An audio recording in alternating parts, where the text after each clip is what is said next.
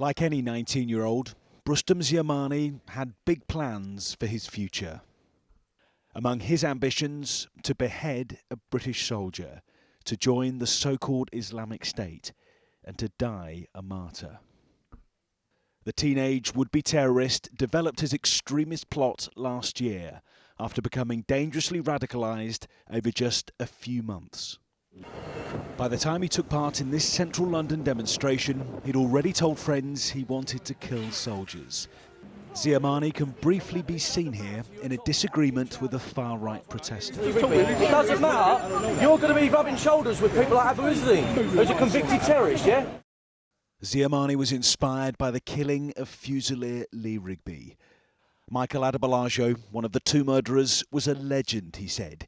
He vowed to copy his idol. This operation raises questions about those who radicalise young men with this perverted form of Islam, who engage and who incite and encourage vulnerable people to commit acts of terrorism, and who preach and teach that it's acceptable somehow to commit an act of murder on the streets of London in broad daylight against a soldier or an army cadet. In a letter found by police last June, Ziamani wrote, "I will wage war against the British government. On this soil, the British government will have a taste of their own medicine. They will be humiliated. This is ISIB, Islamic States of Ireland and Britain." Ziamani told his then-girlfriend about the plot and showed her this 12-inch knife and the hammer he said he'd used to kill a soldier. Inside his bag, he wrapped the weapons in this Islamic flag. Rustam Ziamani was stopped by police on this street in East London carrying his rucksack. He was arrested for encouraging terrorism. He later told a security officer that at that moment he had been on his way to kill a British soldier in an army barracks.